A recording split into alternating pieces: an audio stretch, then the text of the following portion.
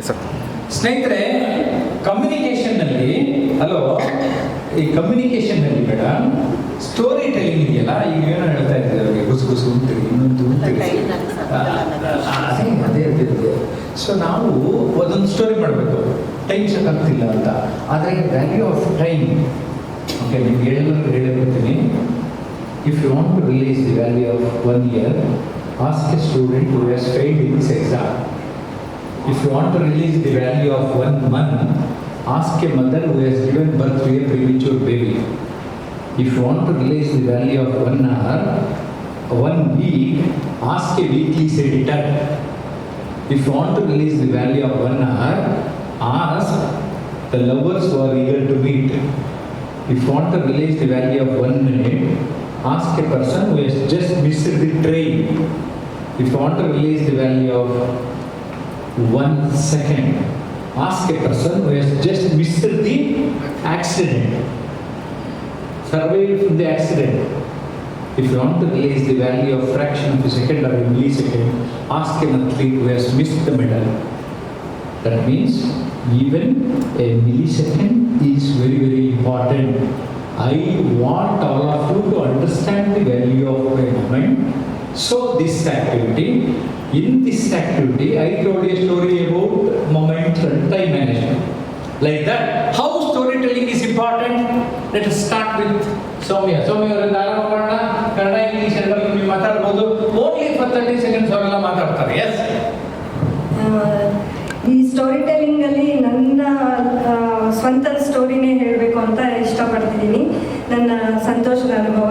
So ನನ್ನ ದೊಡ್ಡ ಮಗಳು ಊಟಕ್ಕೆ ನಾನು ಲೇಬರ್ ವಾರ್ಡ್ ಹೋದಾಗ ನಮ್ಮ ಹಸ್ಬೆಂಡು ಧ್ಯಾನ ಮಾಡ್ತಿದ್ರು. ಆವಾಗ ಅವ್ರಿಗೆ ಒಂದು ಹೆಸರು ಜ್ಞಾಪಕ ಬಂತು, ಡಿವೈನ್ ಗೆಸ್ಟ್ ಅಂತ ಅಂದ್ಬಿಟ್ಟು.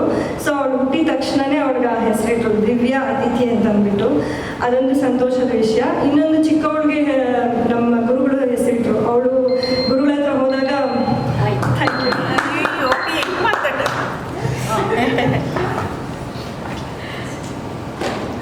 ಇದು ನನ್ನ ಮಗಳ ಮದುವೆಯ ಕತೆ. ಇದು ಕರ್ನಾಟಕದಲ್ಲಿ ನಡೆದ ಒಂದು ಇದೆ. ಆ ಸಮಾರಂಭದಲ್ಲಿ ನಾನು ತುಂಬ ಒಂದು ತಪ್ಪಾದ ಕೆಲಸ ಮಾಡಿರ್ತೀನಿ. ಇಲ್ಲಿಂದ ಚೆನ್ನೈಯಿಂದ ನಾನು ಗಿಫ್ಟ್ಗಳನ್ನ ತೊಗೊಂಬಿಟ್ಟಿರ್ತೀನಿ. ಅದನ್ನು ಹೇಗೆ ತಲುಪಿಸೋದು, ಹೇಗೆ ಏನು ಅಂತಂದ್ಬಿಟ್ಟು ನನಗೆ ಏನೂ ಗೊತ್ತೇ ಇರಲ್ಲ. ಆಮೇಲೆ ಅದು ಯಾವ ಥರ ತಲುಪಿಸ್ಬೇಕು, ತೊಗೊಂಡೋಗ್ಬೇಕು, ಕಾನ ಶಾಂತಿಯು ನಮ್ಗೆ ತೊಗೊಂಡೋಗ್ಬೇಕಲ್ಲ, ಇದು ಹೆಂಗೆ ಏನು ಅಂತಂದ್ಬಿಟ್ಟು ಯೋಚನೆ ಮಾಡ್ತಾ ಇರಬೇಕಾದ್ರೆ ನನಗೆ ಒಂದು ಧ್ಯಾನದಿಂದ ಒಂದು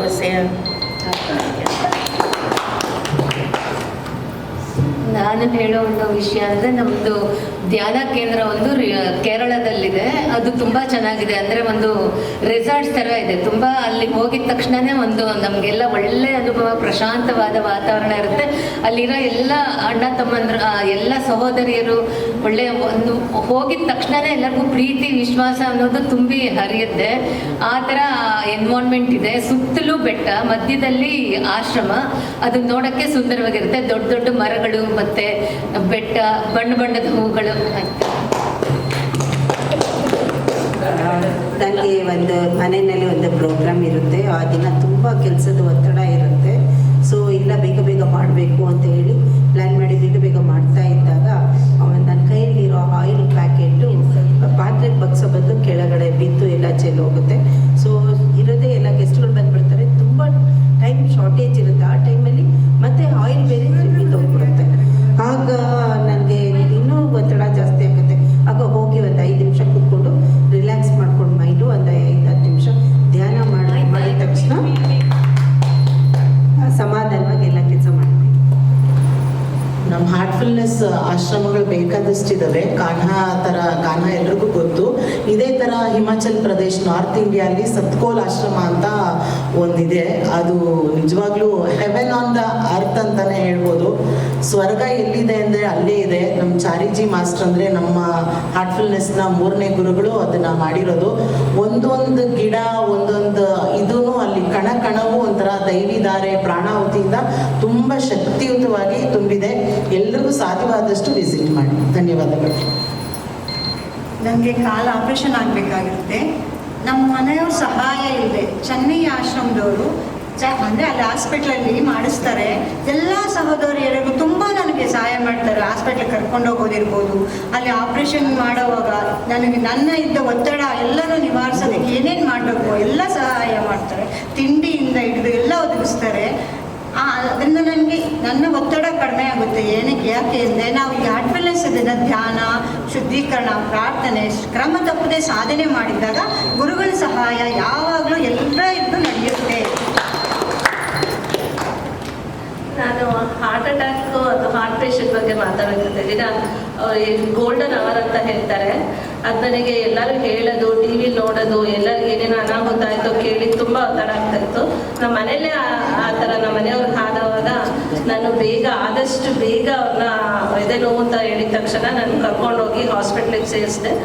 ಡಾಕ್ಟ್ರಿಗೆ ಹೇಳಿದ್ರು ಈ ಥರ ಆಂಜಿಯೋಪ್ಲಾಸ್ಟಿ ಮಾಡಬೇಕು, ಬ್ಲಾಕ್ ಇದೆ ಅಂತ. ಆಮೇಲೆ ನನ್ನ ಫ್ರೆಂಡ್ಸು ರಿಲೇಟಿವ್ಸಿಗೆ ಕಾಲ್ ಮಾಡಿದಾಗ ಪರವಾಗಿಲ್ಲ, ನೀನು ಒಳ್ಳೆ ಡಿಸಿಷನ್ ತೊಗೊಂಡು ಕರ್ಕೊಂಡು ಹೋಗಿದ್ದೆ, ಬೇಗ ಸಮಾಧಾನ ಆಯಿತು. ಮಗನ ಬಗ್ಗೆ ಹೇಳ್ತೀನಿ. ಅವನು ಇಂಜಿನಿಯರ್ ಮುಗಿಸಿ ಅಲ್ಲೇ ಕ್ಯಾಂಪಸಲ್ಲೇ ಇನ್ಫೋಸಿಸ್ಗೆ ಸೆಲೆಕ್ಟ್ ಆಗ್ತಾನೆ.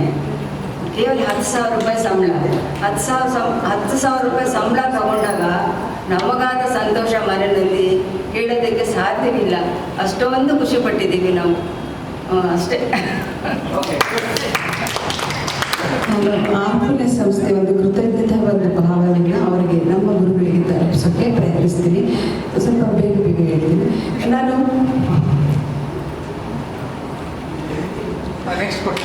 ಹಾರ್ಟ್ಫುಲ್ನೆಸ್ ಸಂಸ್ಥೆಯ ಸತ್ಸಂಗದ ಮೈನ್ ಸೆಂಟರ್ ಹಾರ್ಟ್ಫುಲ್ನೆಸ್ ಖಾನಾನಲ್ಲಿ ನಡೀತಿತ್ತು. ನಮ್ಮ ಯಜಮಾನರಿಗೆ ಬೆಂಗಳೂರಲ್ಲಿದ್ದಾರೆ.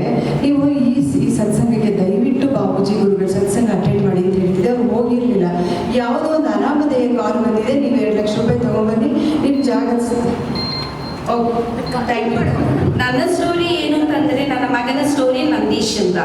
ಸೊ ಇವತ್ತು ನಮ್ಮ ಜಯಪ್ರಕಾಶ್ ಸರ್ ಎಷ್ಟೊಂದು ಏನೇನು ಹೇಳ್ಕೊಟ್ಟಿದ್ದಾರೆ ಅದನ್ನೆಲ್ಲ ನನ್ನ ಮಗನು ನನಗೆ ದಿನ ಹೇಳ್ತಾ ಇರ್ತಾರೆ. ಎಕ್ಸ್ಟ್ರಾ ಬೇಡ, ಇಷ್ಟೇ ಕಲಿ ಅಂತ ತುಂಬ ಚೆನ್ನಾಗಿ ಹೇಳ್ಕೊಡ್ತಾ ಇದ್ದಾನೆ. ನನ್ನ ಮಗ ಕ್ಯಾಂಪಸ್ ಸೆಲೆಕ್ಷನ್ ಆಗಿದ್ದು ನನಗೆ ತುಂಬ ಹೆಮ್ಮೆ.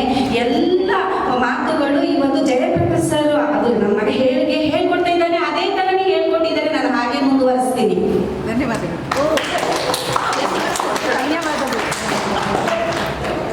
ನಮ್ಮ ಫಿಸಿಕ್ಸ್ ಟೀಚರ್ ನಾನು 12th ಇದ್ದಾಗ ನಮ್ಮ ಕ್ಲಾಸಲ್ಲಿ ಎಲ್ಲರೂ ಫೇಲ್ ಮಾಡ್ತಿದ್ರು ಓದು ಅಂತ. ನಾವು ನಮ್ಮ ಫಿಸಿಕ್ಸ್ ಟೀಚರ್ಗೆ ಚಾಲೆಂಜ್ ಮಾಡಿದ್ವಿ. ಸೊ 12th ರಿಸಲ್ಟ್ 90% ಬಂದಾಗ ನಮಗೆ ನಾವು ಎಷ್ಟು ಟೀಚರ್ನ ಬೈಕೊಂಡಿದ್ವು ಅಷ್ಟೇ ಖುಷಿ ಆಯಿತು, ಚೆನ್ನಾಗಿ ಮಾರ್ಕ್ಸ್ ತೆಗ್ದಿದ್ವಿ ಅಂತ.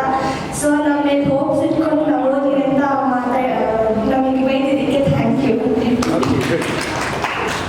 ಕಳೆದ ನಾನು ಜನವರಿ ತಿಂಗಳಲ್ಲಿ ನಾನು ಒಂದು 3 ದೇಶಗಳಿಗೆ ವಿದೇಶ ಪ್ರಯಾಣ ಮಾಡಿದ್ದೆ. ಇದು ಅಂದರೆ ಹಾಂಗ್ಕಾಂಗ್ ಮತ್ತೆ ತೈವಾನ್ ಮತ್ತೆ ಚೈನಾ ಪ್ರಯಾಣ ಮಾಡಿದಾಗ ನನ್ನ ವೃತ್ತಿ ಜೀವನಕ್ಕೆ ಬಿಸ್ನೆಸ್ ಪರವಾಗಿ ಅಲ್ಲಿ ವಿದೇಶ ಪ್ರವಾಸ ಮಾಡಿದಾಗ ನಾನು ಅಲ್ಲಿ ನೋಡಿದ್ದು ಚೈನಾದಲ್ಲಿ 8 ಸಿಟಿಗಳಿಗೆ ಟೈರ್ 1 ಸಿಟಿಗಳಿಗೆ ಟ್ರಾವೆಲ್ ಮಾಡಿದೆ. ಅಲ್ಲಿ ಬುಲೆಟ್ ಟ್ರೈನ್ಸ್ ಎಲ್ಲ ಒಂದು ಸಿಟಿಗಿಂತ ಒಂದು ಸಿಟಿಗೆ ಬುಲೆಟ್ ಟ್ರೈನಲ್ಲಿ ಪ್ರಯಾಣ ಮಾಡಿದಾಗ ನೋಡಿದ್ದು, ಬುಲೆಟ್ ಟ್ರೈನ್ಸ್ಗೆ ನಾವು ಪ್ಲಾಟ್ಫಾರ್ಮ್ಗೆ ಎಂಟ್ರಿ ಆದರೆ 5 ನಿಮಿಷದಲ್ಲಿ ಎಂಟ್ರಿ ಆಗಿ 1 ನಿಮಿಷದಲ್ಲಿ ಹೊರಗಡೆ ಹೋಗ್ಬೇಕಾಯ್ತು. ಅಲ್ಲಿಗೆ ಟೈಮ್ ಮ್ಯಾನೇಜ್ಮೆಂಟ್ಗೆ ನಮ್ಗೆ ಅಲ್ಲಿ ನೋಡಿ ಕಲಿಬೇಕು. ಯಾಕೆಂದ್ರೆ ಅಷ್ಟು ಒನ್ ಅವರ್ಗೆ ಆಲ್ಮೋಸ್ಟ್ 300 to 350 ಕಿಲೋಮೀಟರ್ಸ್ ಫಾಸ್ಟ್ ಆಗಿ ಹೋಗ್ತಿದೆ ಅಂತ ನಾನು ತಿಳ್ಕೊಳ್ಳೋಕ್ಕೆ ಇಷ್ಟಪಡ್ತೇನೆ. ಇವಾಗಿನ ಕಾಲದಲ್ಲಿ ಮಕ್ಕಳಿಗೆ ಭಾಳ ಸ್ಟೋರಿ ಇಂಪಾರ್ಟೆಂಟ್ ಇದೆ. ಇವಾಗ ದೊಡ್ಡವರಿಗೆಲ್ಲ ಹಳೆ ಕಥೆಗಳೆಲ್ಲ ಗೊತ್ತಿದೆ.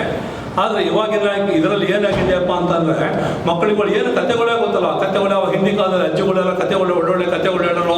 ಅದು ಆ ಕಥೆಗಳು ತಿಳ್ಕೊಂಡು ಎಲ್ಲ ಇವಾಗ ನಾವು ಕಥೆಗಳು ಹೇಳ್ಬೋದು. ಆದರೆ ಮಕ್ಕಳುಗಳು ಏನು ಕಡೆ ಗೊತ್ತಲ್ಲ. ಬೇರೆ ಕಂಪ್ಯೂಟ್ರಲ್ಲಿ ಇದರಲ್ಲಿ ಆಟ ಆಡ್ತಿರ್ತಾರೆ. ಪ್ರತಿಯೊಂದು ಇದರಲ್ಲಿ ಆಗುತ್ತೆ ಕಥೆಗಳು. ಅವಾಗೇನೋ ಹಳೆ ಕಾಲದಲ್ಲಿ ಯಾವುದೋ ಅಂತಂದರೆ ಒಂದು ಹುಲಿ ಬಂದು ಸಿಂಹದ ಕತೆ.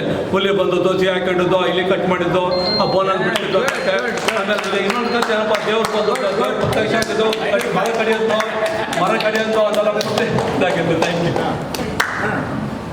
ಟಾಪಿಕ್ ಸ್ಟೋರಿ, ಬೇರೆ ಸ್ಟೋರಿ ಹೇಳೋದ್ರಿಂದ ನನ್ನ ಸ್ಟೋರಿ ಹೇಳ್ಬಿಡ್ತೀನಿ. ನಾನು ಸುಮಾರು 12 ವರ್ಷ ಆಗಿರ್ಬೋದು. ಆ ಟೈಮಲ್ಲಿ ತುಂಬ ಬಡಸ್ತಾನದಲ್ಲಿದ್ದೆ.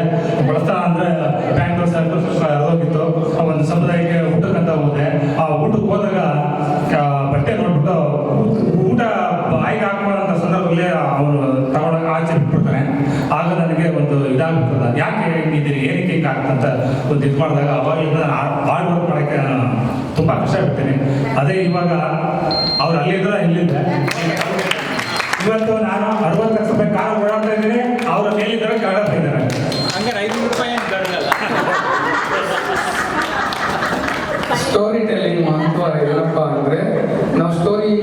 ಮುಖಾಂತರ ಮಕ್ಕಳಲ್ಲಿ ಉತ್ತಮ ಆದರ್ಶ ಗುಣಗಳನ್ನು, ನೀತಿಕತೆಗಳನ್ನು ಹೇಳಿ ಅವರಲ್ಲಿ ಉತ್ತಮ ವ್ಯಕ್ತಿತ್ವವನ್ನು ನಿರ್ಮಾಣ ಮಾಡುವುದು, ಹಾಗೆ ಸಮಾಜಕ್ಕೆ ಇದರಿಂದ ತುಂಬ ಒಳ್ಳೆಯದಾಗುತ್ತೆ. ಒಳ್ಳೊಳ್ಳೆ ಪ್ರತಿಭೆಗಳನ್ನು ಸಮಾಜಕ್ಕೆ ಕೊಡ್ಬೋದು ಅಂತ ಈ ಕತೆ ಹೇಳೋ ಮುಖಾಂತರ ಅದ್ರ ಮಹತ್ವವನ್ನು ತಿಳಿಸ್ತೇವೆ. ಓಕೆ, ಈಗ